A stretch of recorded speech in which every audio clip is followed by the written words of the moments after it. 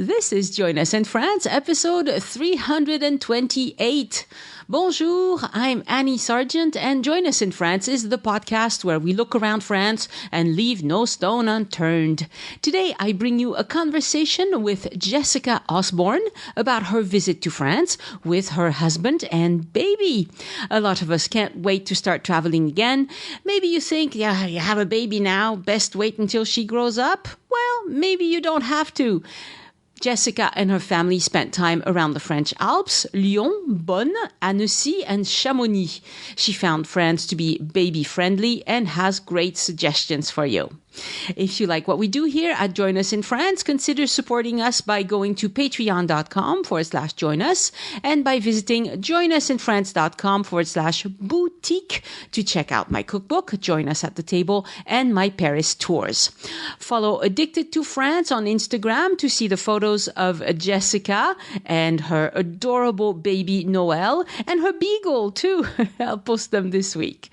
The best way to stay in touch with me and with the podcast is to sign up for the newsletter at joinusinfrance.com/newsletter.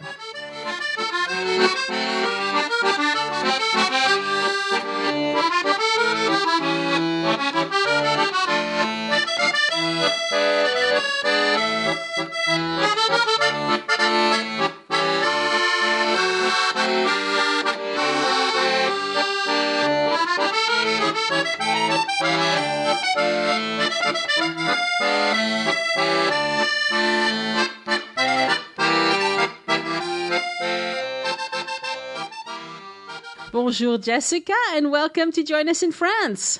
Thank you, Annie. Bonjour. How are you? Excited to be here. I am happy to have you as well, and especially since we're going to talk about something that a lot of people wonder about, which is visiting France with a baby. Not something a lot of mortals will want to do. So I want to hear from you how it went and your recommendations, because in the notes you sent me, you had a lot of very good recommendations. So you were clearly paying attention. So why don't you tell us a little bit about yourself and we'll take it from there. Okay, sounds good. So I'm Jessica. I live in Arizona. I live in Arizona with my husband, Miles, and then we have a now 3-year-old daughter, Noelle. We love to travel, especially Europe. Before we had kids, we always talked about, that having kids wouldn't stop us from traveling. So I feel like when Noelle was born, we had something to prove, and we scheduled our flights to France when she was 10 months old. 10 months old, wow. Yeah, I think it was a good time. And we traveled 9 days. We did 4 days in Lyon, 2 days in Annecy, and 3 days in Chamonix. Cool. And we survived. And she did too. That's good. So you were mostly in the French Alps is where you were traveling. So that's very cool. Why did you pick the Alps? You had been to France before, right? Yeah, we've been to France. We've been to Paris, the Provence region, Nice, the Loire Valley, and I really wanted to explore the Alps region. It looks like there weren't too many like sightseeing, history, art museum type of places. It looked like a place where we could just kind of settle in and just explore and not have too many expectations. That's very true. And I know. Yeah, and France is such a family-friendly place, we've learned. They're very baby-friendly, so we really enjoyed our trip. I'm glad to hear that. So you've been listening to the podcast for a while. Yeah, I've been listening to your podcast for a little over 2 years now. I'm a huge Francophile, and I was looking for, podcasts in my podcast, like the Apple search. Yeah. And yours came up first, and so I subscribed, and I am hooked. I really look forward to listening to your show every week, listening to you, Elise, your guests. Yeah, I walk my dog. Yeah, you walk your dog. Louis the Beagle. I love it. Louis the Beagle, yep. He's a 4-year-old beagle now, and I take him for walks while I listen to your podcast. Oh, that's great. I have my Pinterest and my Yelp folder, so when when I'm hearing you guys talk about places and restaurants and hotels, I'll add them to my folder or I'll pin them. So That's I feel great. like when I'm ready to travel again, I'll be well prepared. Yeah, yeah. Oh, that's great that you're on Pinterest because the site Join Us in France gets a fair amount of traffic from Pinterest. But since I'm not a user, I mean, I create pins for Pinterest, but I don't think I really understand the kind of way things work very well on Pinterest. But now that they've added video, I think I'll start adding short videos to Pinterest. We'll see how that works. Yeah, that'd be great. Yeah, it's world porn, I call it. It's just really pretty pictures to look at. Yeah, yeah. All right, so let's talk about the logistics of your trip a little bit. How did you work that out? Yes, so we booked a flight from Phoenix to London Heathrow. We had a 6-hour layover there. It worked out because Noelle could sleep and Miles slept while I just strolled her around the airport and did some shopping. And then we went from London to Lyon. Okay. Yep. And then we had a day trip to Beaune. We took the train. I think it's maybe an hour. It's not too long. And then we took a train from Lyon to Annecy. Oh. It's about a 2-hour train ride. Oh. And then we took a train from Annecy to Chamonix, which is another 2-hour train ride. And then we hired an airport transfer van from Chamonix to Geneva. Okay. Because we had an open jaw travel plan. So it went from Geneva to Heathrow to Phoenix. Okay.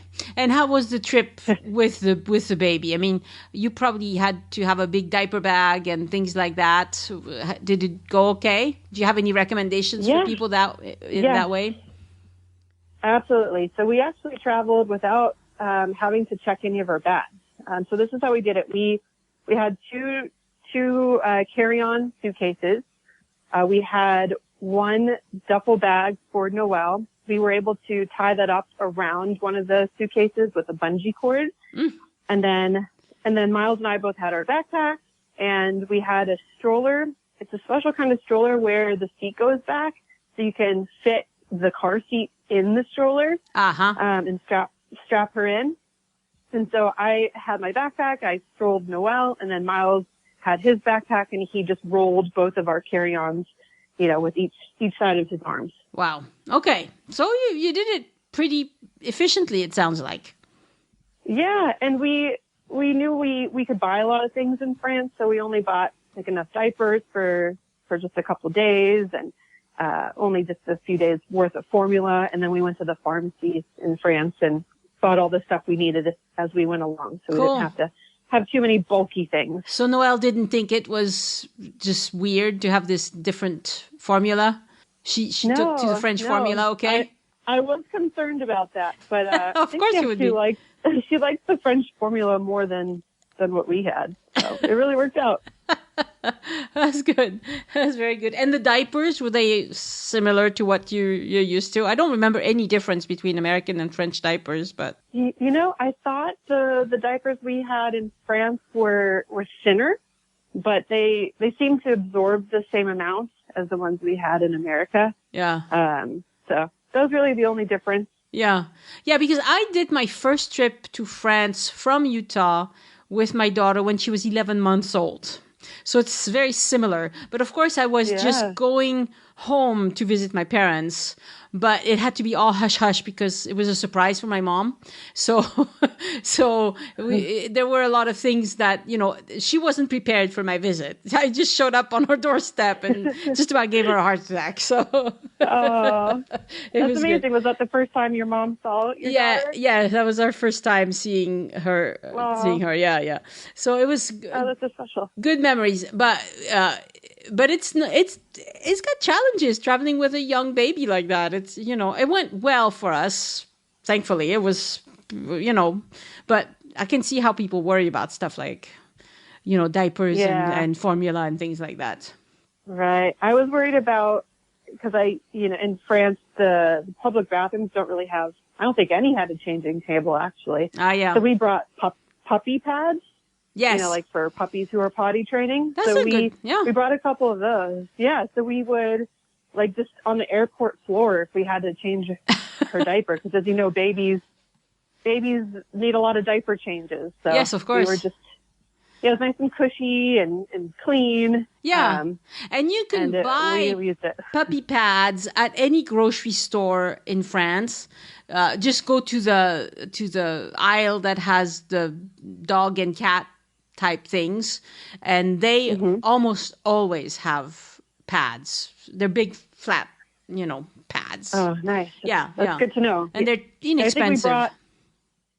Yeah, very inexpensive. Yeah, we just had some leftovers from Louis when he was a puppy, and we kept them clean. So I think we only had 2 of them, and they were you were good still for in that. Good shape when we got home. Yeah. No, that's a very good tip because I think I used just her baby diaper that I had baby diapers that I would just wash.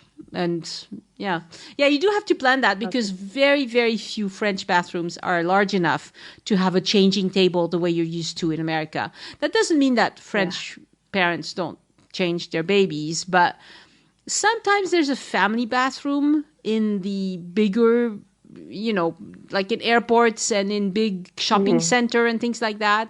But if you're just visiting a restaurant, I wouldn't count on it. You're right. I actually have a funny story. We're riding on the train from Lyon to Beaune for our day trip. And for those who have kids, you know that you have to do like the smell check to see if you need to change the diaper. So I lifted up Noelle, like she was facing me. So I was smelling the front part of her. And then I slowly lowered her down and said to my husband, I have poop up my nose. Oh dear. She had a blowout in the front part of her diaper, and it was everywhere, like all over my face, up my nose. And I couldn't do anything because I had to hold her.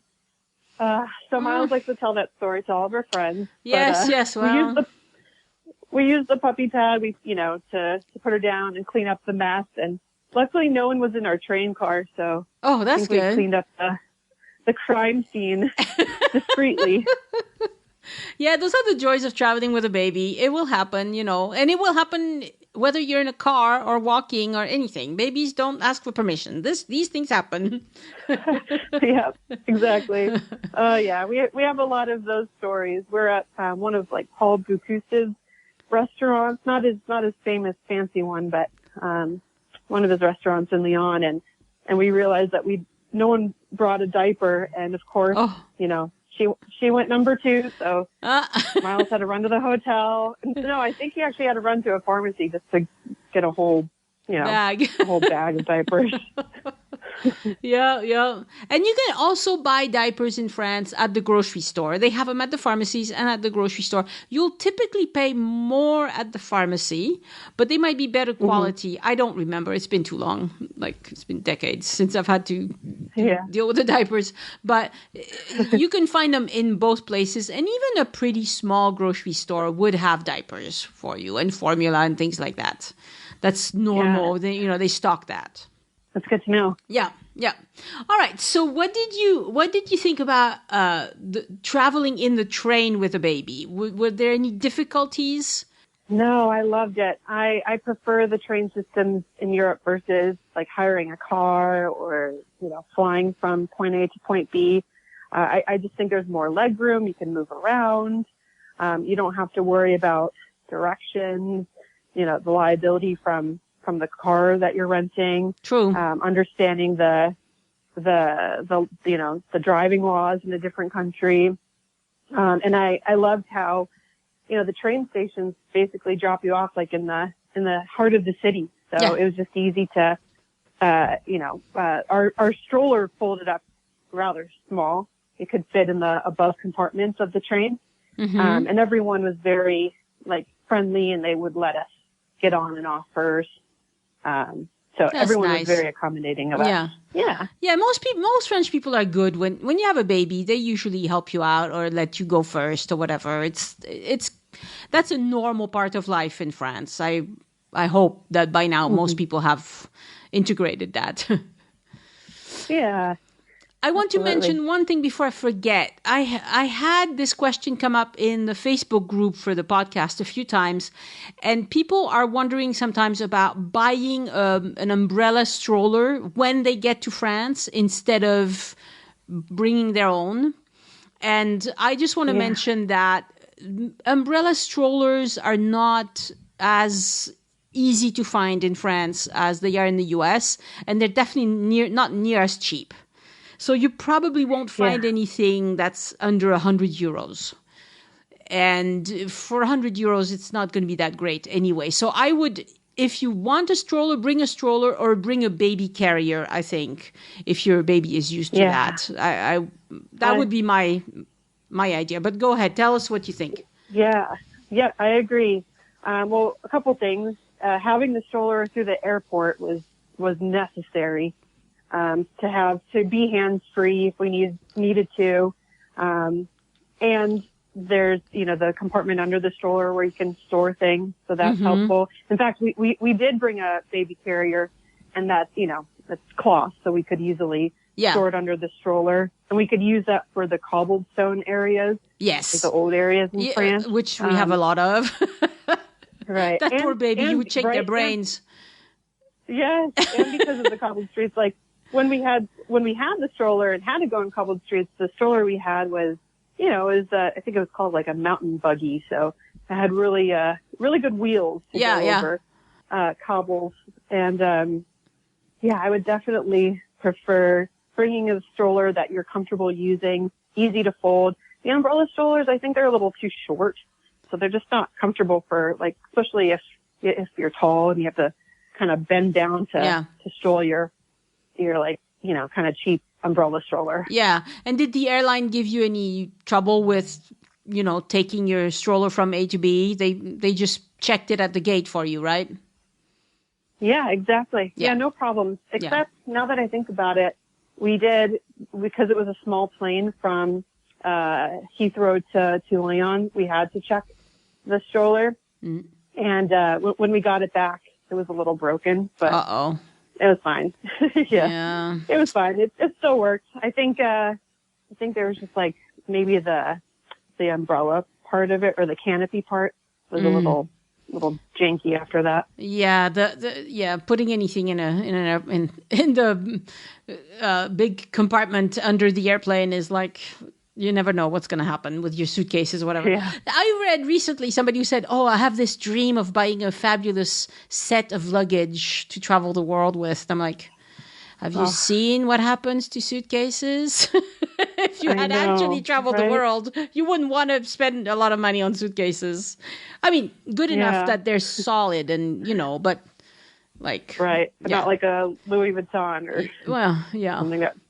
Yeah, well, I don't buy any Louis Vuitton anything, but some people would, and to some people it's very important. But just be aware that they get damaged a lot. They get beat up. Mm-hmm. Yeah. Okay, so let's talk a little bit about the places you visited and what you thought about them. All right. So we first started in Lyon. It's a big city. I think it's the third largest city in France. Yep. I know that they're known for...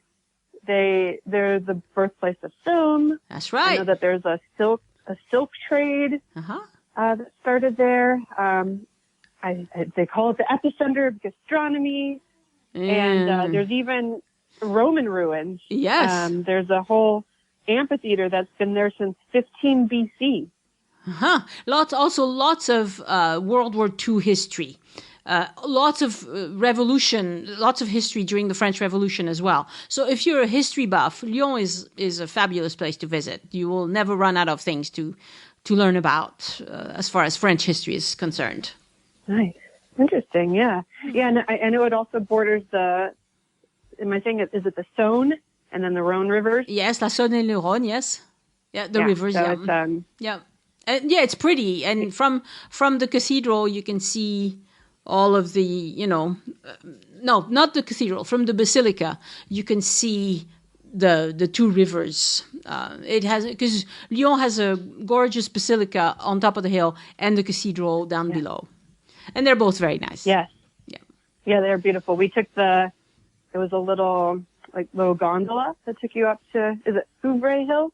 Yes, it's funicular, I think. Okay, yeah, I think you're right. Yeah. Funicular. So we took that up to the church. Yep. And it's right next to the Roman ruins. So yeah, we peeked into the church. We took pictures of the beautiful view, and then we went to the Roman ruins and just walked around the amphitheater. There's usually summer concert series there, but we went in September. So there weren't any events. Yeah. Lyon also has nice events in December. They do the Lumière or whatever. I can't remember what it's called. Yes. But early in December, they do a whole light festival that's very popular. It's been canceled of late because of the pandemic, but it'll come back again. And I have a funny story about the funicular. It closes, and I don't remember what time it closes, but at some point in the evening it closes.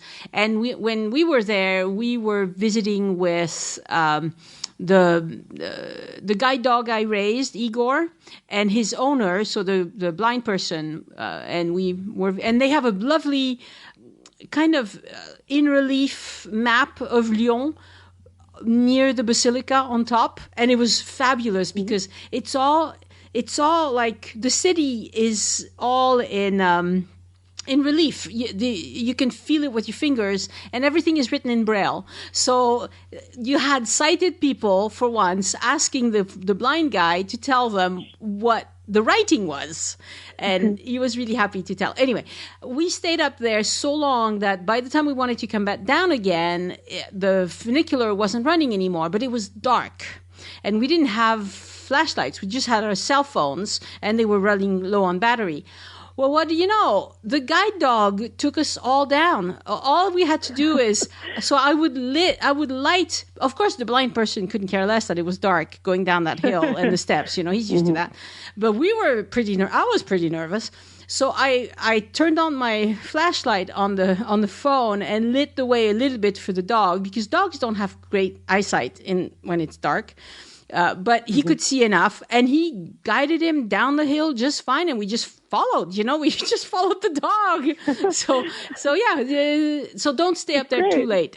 The funicular might be closed, or at least look at the times, because it goes. Anyway, sorry about that.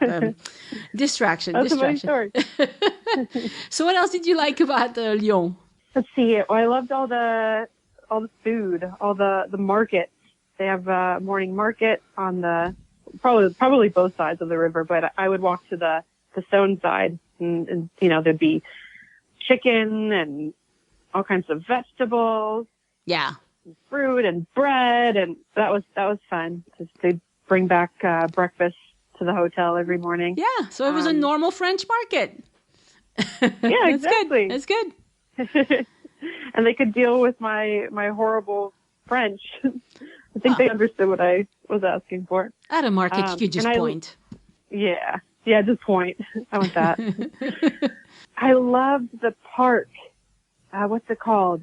What's it called? It's the big park, right? Yeah, Parc de la Tête d'Or. La Tête d'Or. That's right, La Tête d'Or. Yes, it's a lovely big park. Huge.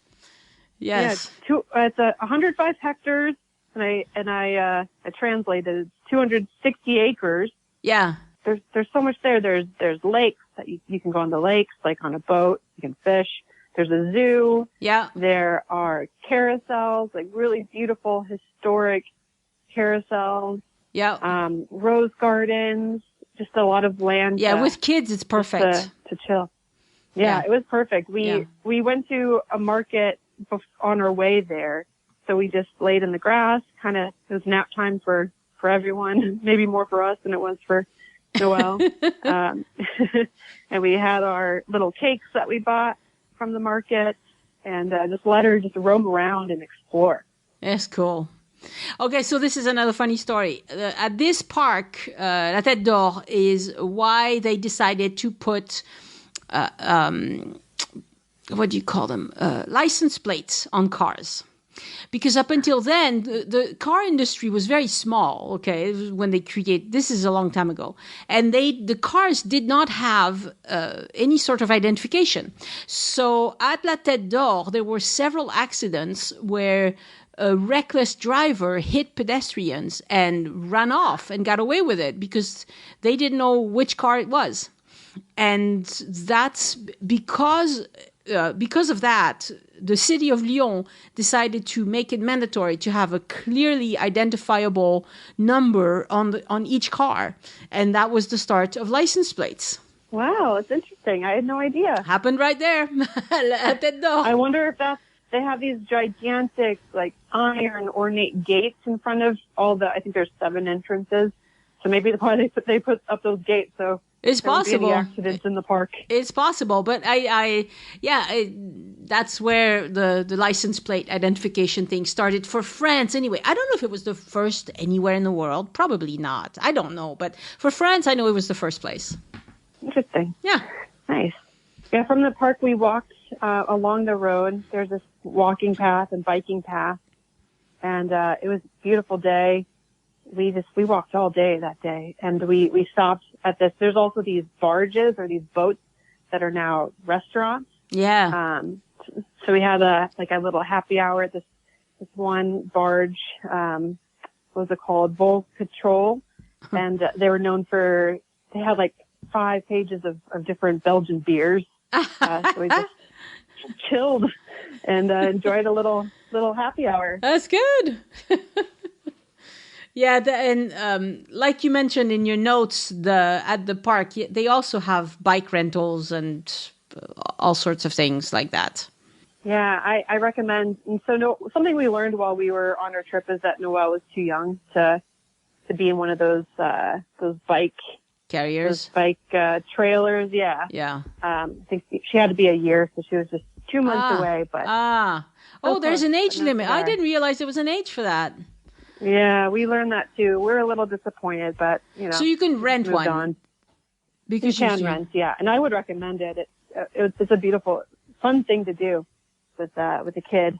Yeah, knowing French people, they just asked you what her age was. If you had lied, it would have been, and you knew that probably. She was. Yeah, and you knew she was okay with it. I mean, you have to know as a parent that she's not gonna be reckless and jump out. Yeah. Right. But you know your kid, you know. Yeah. Yeah. And she's a big baby too, so she probably could have passed for a year. Yeah. Oh, in France, French babies are generally pretty small. So yes, she probably would have. Yeah. Something that we did that I recommend, but some people might not be comfortable with it, is hiring a babysitter. So we hired a babysitter for the night. The hotel we stayed at had a babysitter service. I think it was like someone's sister who worked at the hotel. Ah, okay. But she worked at we think it's cute. She said she works at a children's garden. I think we call that kindergarten here. Yes. Yes. So she watched Noelle for a few hours while we went to a nice restaurant. There's a lot of really nice, like, Michelin-starred restaurants in Lyon that we wanted to take advantage of. So we went out for the night, and it was great. The babysitter, she kept sending us pictures and keeping us updated. Oh, that's good. And luckily, and Noelle slept the entire time, so we felt really comfortable. Even better. And we were really glad we did that. Yeah, it was a win-win for both of us. Great. That's great. Yeah, I don't know if everybody would be comfortable with that, but generally speaking, if it's a hotel recommendation, they're not gonna send whoever. They'd be in big trouble if they did. So, I think you did okay there. Yeah. And they got us in touch with her before, so we could kind of meet her a little bit before she came over. Yeah. So we felt really comfortable with the nanny. Yeah, I wouldn't hire a French babysitter on Craigslist or whatever, but from the hotel, you'd probably be okay. Yeah, I think so too. What else did you do that was fun? Our day trip to Beaune was fun. We love wine and wine tasting, so it's really close to Lyon is close to the Burgundy region. So we went to Beaune. It's a beautiful little village. We went there for lunch, and there's carousels in every little town that we went to. Yeah, Beaune has a nice one. So we did the carousel with Noelle, and then we went into this like cave or underground like winery, and they have the self-service wine tasting. So you just walk through this cave and taste. I think we tried like 8 different Burgundy wines. They had a cellar of with wine bottles and like dating back to like the 1500s. It was really cool to be in this cave, and Noelle slept the whole time. I think maybe because it was dark and. That's so good. You know, great. when kids are nice enough to sleep where you enjoy your visit, that's very nice. She's a good kid. I can tell. Yeah, she did good. She slept a lot. We also had a lot of ice cream on this trip. Of course. Fact, we kind of trained Noelle to say more in sign language based on all the ice cream that we bought. And my favorite ice cream place I recommend in Lyon is called René Nardon. Okay. It's this homemade family-run ice cream shop dating back to the 1800s. Just the most creamiest, interesting flavors. It was delicious, and it was in the old part of Lyon. So we got ice cream after we kind of poked around in the different traboules, the hidden passageways where they transferred silk. Yeah. Cool. So that was a lot of fun. Yeah, we'd just look into the courtyards, and these courtyards would have these like towers with spiral staircases and really old wells. So we just kind of peek into these traboules, and then we got hungry for ice cream after. Of course. Well, that's cool. And of course, there will be links in the show notes for all of these things. And then there will also be your guest notes where, you know, you listed all of it. Because I don't know if we're going to get to everything, but hopefully Right. Everybody will see that. Okay, let's talk about Annecy. Okay, Annecy, yes. The Venice of the Alps, they call it. So I guess would you say it's at the base of the Alps? Kinda. I mean, I'm not sure of the altitude in Annecy. You're probably somewhat on the foothills already, but okay, yeah. It's really situated around Lake Annecy. It's like a beautiful alpine lake, and then there's a lot of little rivers or canals that weave through the city. Mm-hmm. So we've just spent those 2 nights just exploring and taking it easy. Yeah. It was a really beautiful market that we went to. My favorite thing we did was we rented a boat. This little boat. We went in the morning before anyone else was on the lake, and we went to the middle of it and had a little picnic from the food we bought from the market the other day. So we had like baguette, the Conti cheese is amazing, the jams. It was great, and of course, Noelle slept the whole time. So again. Yeah. So maybe I should name the episode France with a Sleepy Baby. Yeah. Oh, that's great. Yeah, we loved it. Yeah.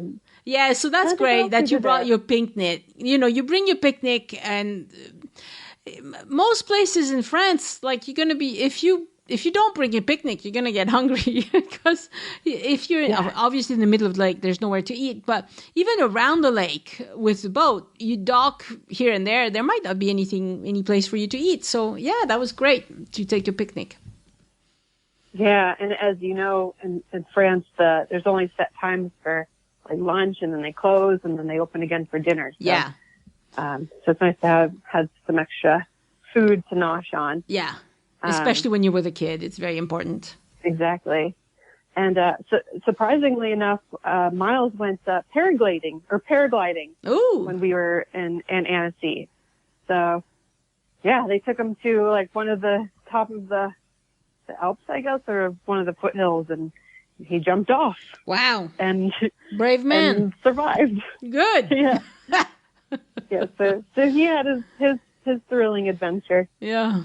There's a place like Noelle that. And I went to little town. That's cool. There's a place like that not far from where my brother has his place in the countryside, and because it's in a place where he goes all the time, he hears about all the accidents. And so for a long, at first he wanted to do it when they first set up shop up there, because, it's a business. They keep going. They've done thousands of jumps from there. But since he hears about all the accidents, now he's like, I'm never going to do this. There are accidents. They happen all the time. People don't die most of the time, but, they break things. Sure, it happens. Yeah. I like to stay close to the ground and not worth. It's the risk reward. Not worth it for me. That's good. All right. So did you enjoy Annecy? Did you think it was as quaint as it's said to be? Yes, it was so beautiful. I love all the restaurants along the canals. They have these flower boxes, like on the railings by the water. It was so beautiful. Like some really pretty Victorian architecture, but then also like the half timbered architecture. Yeah, it was so beautiful. It's gorgeous. We loved it. Yeah. And then from there, you went straight to Chamonix. So you have to compare the two, because people often ask, should I go to Annecy or Chamonix? What do you think? If you could only do one of the two. Oh, man, that's a hard decision. I would say, I would say Annecy. It's, there maybe isn't as much to do there, but it's just a beautiful place just to relax. And I love the lake, and, you can run bikes around the lake. Yeah. It feels more like a summer vacation spot. I guess if I was more of a winter person and like to ski, I would choose Chamonix. Okay. That's good. Very good. So we went to Chamonix, 3 nights there. The Alps Mont Blanc is in Chamonix. I believe the first Winter Olympics was held in Chamonix. That might be true. I don't remember. I don't know. Yeah, I think so. Cool. Looking at my notes, it says 1924. 24. Okay. First, Winter Olympics was. Cool. And one of the oldest glaciers is in Chamonix. So we took a cogwheel train to the Mer de Glace Mer de Glace. La Mer de Glace. Yes. Yes, and so there's these stairs you walk down. It's a half a mile of stairs, and these stairs are kind of see-through because they're like these grates. You walk down and you see all these signs where the glacier used to be, but because of global warming, it's, melting and lowering. So that was my first time like really seeing the effects of global warming. It's really interesting. It's very, very obvious signs there. Yes. Yeah. And then you get to the glacier, and I think every year they carve out, like a little ice cave inside, and they have these beautiful ice sculptures that they've carved out from the glacier. So we explored that. That was really cool. Nice. My recommendation is, if you have a baby, bring the baby carrier for this one. There aren't any, elevators. And so, a half a mile of stairs is hard just holding a baby. So, thank goodness to Miles. He carried her the whole way because I'm kind of afraid of heights and didn't feel comfortable doing it. But, and you mentioned in your notes that strollers are not permitted at the Mer de Glace. Right, that's correct. Yeah. Yeah, we brought the stroller on the cogwheel train, but we had to basically park it right outside. Okay. If you like the hike, there's really good hiking trails around there too. Cool. Oh. Yeah. Something else we learned during our trip to Chamonix is we were really excited to do the Agri de Midi gondola. It's like I know it takes you. I think it's like a 3-hour journey total, but it takes you to the Italian border of the Alps. Yes. It kind of worked in our favor because we learned when we got there that we actually couldn't go on it because Noelle needed to be 3 years old or older to ride the gondolas up because I think of the high altitude. Okay. Yeah. And it worked in our favor because the Agri de Midi was closed that day. So we were a little disappointed. Because the weather was bad or something? I think it was an engineering thing. Oh, okay. I don't think they needed to fix it somehow. So I think it was a safety yeah, I'm glad they figured that out before. It could have been too late. Yeah, but at any rate, you wouldn't have been able to go because she wasn't 3 at the time. Yeah, exactly. So I recommend if you take kids to Chamonix and you want to take advantage of seeing the Alps like up close and being up high and taking advantage of the altitude. So I recommend, going when your kids are 3 or older. Good to know. But the nice thing is on the other side of the valley, there's another gondola that, Noelle couldn't go up, but it wasn't like a long excursion. So Miles and I took turns. So I would go up and check out the view. I think it was a great view of Mont Blanc because you're basically, it's on the other side of the valley. So you're staring at it. Mm-hmm. And it's really cool seeing all the paragliders jumping off. Cool. And there's the crazy people at the top. Yeah, all the crazy people. There's a restaurant you can have champagne. Oh, that's nice. We didn't do that. We just took turns, but I would recommend spending more time at the restaurant if you can take the whole family up there. Okay.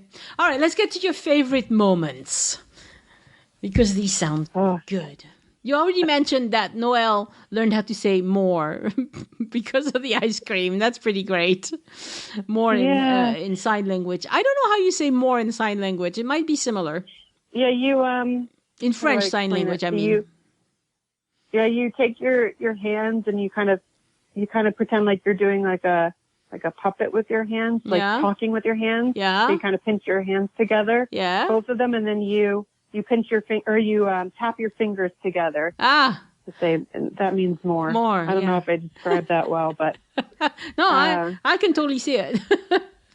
Yeah. I mean, I think my favorite moments was definitely the ice cream and just with Noelle, just seeing her try new foods. Really. Yeah. Like, she loved all the different sauces and the crusty baguette. She was teething, so she could, teethe on the free baguettes that they give you when you sit down at a restaurant. And it was just enjoyable to relax, and we're, all exploring a new place together. It was fun, and just figuring out how we're going to travel as a family. Mm-hmm. And she was only 10 months old, so you were already giving her some solid food, and she was okay with everything. Yeah. That's cool. If I told her now she used to eat everything, she wouldn't believe me because she's a picky little toddler now. But, yeah, she tried everything. That's great. Yeah, I love that, and I loved going to restaurants, and they would, I think, they would whip out their high chairs. These high chairs where, they kind of reminded me of my childhood. They're older high chairs. I think they're maybe like 100 years old. So it's kind of interesting. The different high chairs at every restaurant. They would have stuffed animals that they would give to Noelle. Mm-hmm. And I think this one high chair, I can't describe it, but there was these like divots in it from like screws. So, and like a lot of dirt and dust in it. And at one point Noelle licked it. So we're like, well, hopefully it'll give her some protection against allergies later on in life. That's what we hope. Yes, that's what I think so too. I think it's gonna help her immune system in the long run. I don't hopefully know. Maybe she looks like 100-year-old worth of history. Well, they do say that kids that have dogs and cats and are more exposed to not so super clean environments, that they do better as far as not having allergies. So maybe it's true, Yep, I believe it. I'll let you know in 10 years. Right. So are there some things that you wish you had known before you went that either, you found out there or found out too late or whatever? Yeah. So, well, I mentioned the biking. I wish I knew she was, had to be a year, and I wish I knew that she couldn't go on the gondola. The gondolas. Yeah. I mean, I don't know how much I would have changed of our itinerary, but I kind of wish I could have prepared for that. Yeah. Another thing is, I'm really glad we didn't bring a pack and play. We called the hotels we stayed at in advance, and they set us up with a crib. I didn't know that that the crib sizes in France are actually different than the ones in the U.S. Yes, they're skinnier and longer. Yes, exactly. So I had purchased like fitted sheets on the bottom. Oh. And I packed those with us, and I think I ended up just throwing it away when I was there because it didn't fit because it wasn't the right size. So right. It was kind of a waste of packing space for us. Yeah. So and I wish I knew that. I assume the hotels were providing sheets for the baby. Yeah, they had crib? sheets. Yeah. Well, not fitted sheets actually. So we would, when kids are under a year, you're always afraid of like suffocation and stuff. So yeah, I mean, we did our best to just make them really tight at the bottom. But she was fine. Okay. Yeah. Let's see. What else? I wish I knew, I wish we had a better plan for the day of like, all right, we're going to have a stroller today because of this, or okay, we're going to have a carrier for that. I think some days we didn't get it right. I wish some days we have the stroller and some days we have the carrier. So well, but you hadn't been to these places, so it's hard to decide. Like, I guess you could look on Google Earth or Google Maps and see what it's like a little bit before you go. That's how I would plan that sort of thing. Yeah, that's hard. And there's some strategy, right? And it depends on every kid. But like, I know Noelle didn't sleep in a carrier, so I would have to think, all right, this is going to be during her nap time, so she has to be in a stroller. Yeah. But then there'd be the cobbled streets, and I don't think she would go to sleep because it was too bumpy for her. Yeah. Yeah. So stuff like that, I guess you have to strategize a little bit. Yeah. Better for. Yeah. And you also recommend getting the international phone plan because it makes your life easier once you're there. Oh, yeah, absolutely. And I think, like, with Verizon, I think it's only an extra $10 a day. I mean, I'm sure you can find better options, like with the phone cards, I think. But it just gave us peace of mind. Yeah. I would say research that right before your trip because things change all the time. But some people like to just get a local SIM card. Some people like to pay for the extra daily fee, whatever works for you. But it is important to have something, I think. Yeah, and it's nice just to have your phone available so you can look at maps and, take pictures. Yeah. And, just be able, because there's times where like Miles would watch Noelle so I could go shopping. So sometimes when we could text each other and call each other. Yeah. So we didn't get lost. Yeah. That's very good. All right, Jessica, any last thoughts before we say goodbye? Yeah, I would say if you're thinking about traveling with a baby or not, I would say do it. I don't think you'll regret it. The stories that you'll tell, the stuff you'll learn, and just the experiences that you get to share with your kiddo, and they can grow up and have that kind of under their belt, like just to get them started to explore new places and new cultures, and new foods. I think it's a great way to grow and Noelle is adorable. The photos you sent me of your trip, it just makes your family, your vacation photos even better when there's a baby on them. Yes, absolutely. She's gorgeous. And we can't wait to travel to France again. We want to go to, I think next we want to go to Bordeaux, Champagne, Basque areas. So as soon as we can go again, we're going to take Noelle. So Bordeaux and Basque is close, but Champagne is not. Right, but we'd fly to Paris probably. Okay, and figure probably it out do like a little day trip there. Wonderful. Yeah, exactly. Well, Jessica, thank you so much for talking to me about this, your wonderful trip with sleepy baby Noelle. That was excellent. Thanks, Annie. I appreciate the time and talking to you. All right. It's lovely to talk to you. And these days I'm running low on trip reports. So if you did a trip that you want to talk to me about, I would love to hear it. Okay, absolutely. I'll tell you what it's like to travel with a toddler. With a toddler, exactly. Thank you very much, Jessica. Thanks, Annie. Au revoir. Again, I want to thank my patrons for supporting the show and giving back. Patrons get several exclusive rewards for doing so. You can see them at patreon.com/join us. That's Patreon. Join us, no spaces or dashes.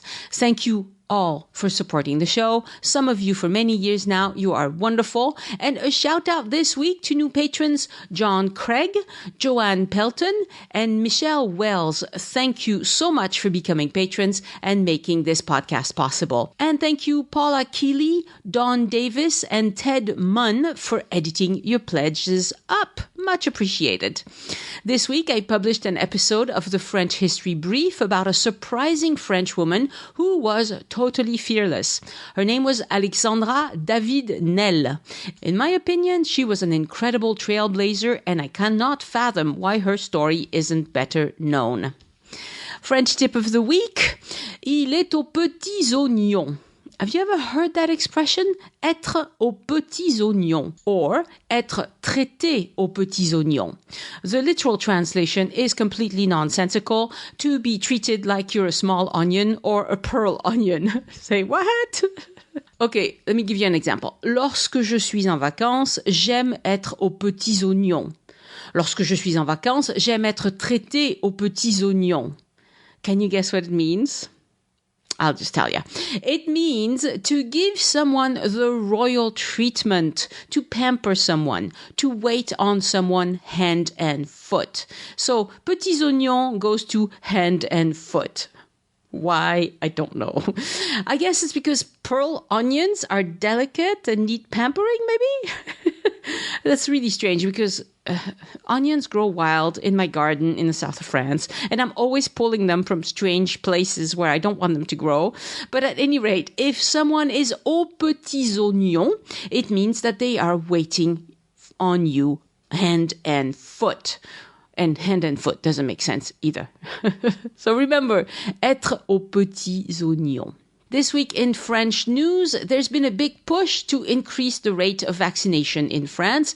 Last week I told you that we had finally reached 5% of French people having the first dose of the vaccine, and it took us 2 full months to get there. By the time you hear this, tomorrow, we'll probably be at 7% already, or close to it anyway. Messages from the health minister and the prime minister have changed. They went from, let's make sure the folks who get priority get vaccinated first, to let's all get vaccinated. Let's hurry up. So that's a big improvement. Okay. They've opened vaccination centers on Saturdays and Sundays, and you know things are dire if they make you work on a Saturday and a Sunday in France. Okay. So it's an improvement. I'm happy to see that. But we still have 2.6 million doses that have been received and not injected. I hope they continue to push for faster vaccination because there is no reason to have doses of these vaccines in freezers. Get them in people's arms already, okay? ICU beds are getting scarce in several parts of France again. This includes the Paris area and cities like Dunkirk and Nice. I worry they're going to get locked into their homes again, which is horrible. But of course, maybe it can't be helped. I'm so glad I'm not making those decisions. We cannot go back to normal life until most of us are vaccinated. I'm afraid that's a fact. And not just people in rich countries, everyone. It's obvious by now that there are vast disparities between the rates of vaccination in the world. Top vaccinators are the US, the UK, Israel, and middle tier is the rest of Europe and Canada. But there are a lot of countries where vaccination hasn't started at all, and that really has to change. We've been very lucky in France that our government has spent a lot of cash all along this terrible year to keep businesses afloat. But they can't go on like this, so they are considering ways that we could maybe reopen safely. Denmark is seriously thinking about introducing a vaccine passport meant to allow foreign visitors to come back and restore tourism to Copenhagen. This raises serious issues because it's not like we're all equal when it comes to access to vaccines. Some are denouncing unequal treatment and explain why it's not fair. Some even say it will lead to employment discrimination. You know, you're vaccinated, okay, I'll hire you. You're not vaccinated, forget it, you know. I can already tell you that in France, They're going to go to vaccination passports kicking and screaming because this goes against our acute sense of fairness. You cannot say only people who are vaccinated can be allowed in when it's so difficult to get a vaccine. But at the same time, it would be smart to let Americans and UK visitors back in because that would restart our tourism industry. What is our president going to decide? I cannot tell you, but he does not want to get voters mad about unfair treatment because that's a huge deal culturally here. Just to give you one example of why unfairness is a big deal in France, that it's not in other countries. When in October, when we shut down again and they decided that all stores would close except for grocery stores and food businesses. Bookstores said it's not fair because grocery stores get to sell books. And so they had grocery stores had to stop selling books to make it fair. Okay. So French people are super sensitive to that in ways that you probably won't understand if you're an American. But it's a real thing. So in France, they're really hoping to reopen some stuff like restaurants, movie theaters, stuff like that, large shopping malls, etc. But not for visitors, for those of us who live here. And that would already be a huge sigh of relief, right, for us. So they're adding a feature to an app called Tous Anti-Covid, where everyone who enters a restaurant or a movie theater displays a QR code that they flash, and it's meant to help identify not if you've been vaccinated, because there's no talk of doing that, but if you've dined in close proximity to someone who later is diagnosed as having COVID-19, or if you've been in a movie theater with someone who's diagnosed as having COVID-19.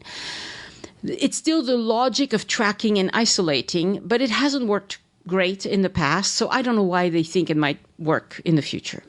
Maybe more people will install the app if that means they can go out to eat and meet friends, maybe? Now, a quick update on my electric bike and doing videos for patrons. My behind is getting used to riding. I've been doing it a little bit every day. I can do 20 minutes, no problem. 30 minutes, start feeling sore. But it's progress, and I'll keep at it because biking is really a lot more fun than I ever thought it would be. It turned out, and I hate to admit this, but I was wrong on this. My brilliant idea of putting my gimbal on the handlebars and recording with my phone was not as genius as I thought it would be. Handlebars move a lot. My bike actually has shock absorbers on the front tire, and even then it's up and down too much. Even with the gimbal, it was really shaky. So forget about recording with the iPhone. I decided to try something like a GoPro. But GoPros are super expensive and they come with bells and whistles that I'm never going to use.